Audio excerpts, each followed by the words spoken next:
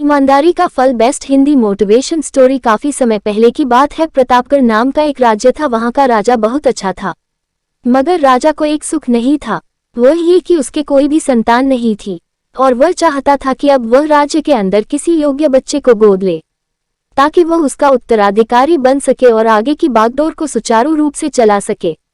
और इसी को देखते हुए राजा ने राज्य में घोषणा करवा दी कि सभी बच्चे राजमहल में एकत्रित हो जाए।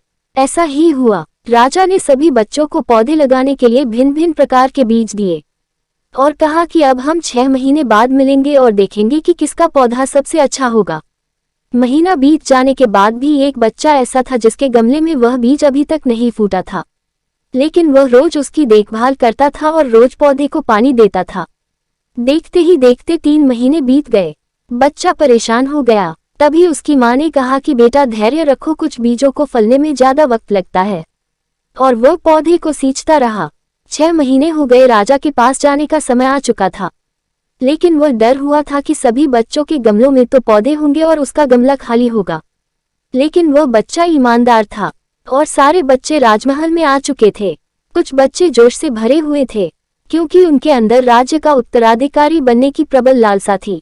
अब राजा ने आदेश दिया, सभी बच्चे अपने अपने गमले दिखाने लगे, मगर एक बच्चा सहमा हुआ था क्योंकि उसका गमला खाली था।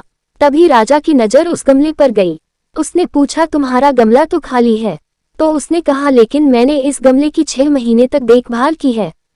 राजा उसकी ईमानदारी से खुश था कि उसका गमला खाली है, फिर भी वह हिम्मत करके यहाँ आ तो गया। सभी बच्चों के गमले देखने के बाद राजा ने उस बच्चे को सभी के सामने बुलाया। बच्चा सहम गया और राजा ने वह गमला सभी को दिखाया। सभी बच्चे जोर से हंसने लगे। राजा ने कहा, शांत हो जाइए, इतने खुश मत होइए। आप सभी के पास जो पौधे हैं वो सब बंजर है, आप चाहे कितनी भी मेहनत कर ले उनसे कुछ नहीं निकलेगा। लेकिन असली बीज यही था। राजा उसकी ईमानदारी से बेहद खुश हुआ और उस बच्चे को राज्य का उत्तराधिकारी बना दिया गया। लेकिन हमें इस कहानी से क्या सीखने को मिला? मेरे हिसाब से अपने अंदर ईमानदारी का होना बहुत जरूरी है। अगर हम खुद के साथ ईमानदार हैं तो जीवन के किसी न किसी पड़ाव में सफल हो ही जाएंगे, क्योंकि हमारी औकात हमें ही पता होती है। हम खुद को पागल बनाकर खुद का ही नुकसान करते हैं।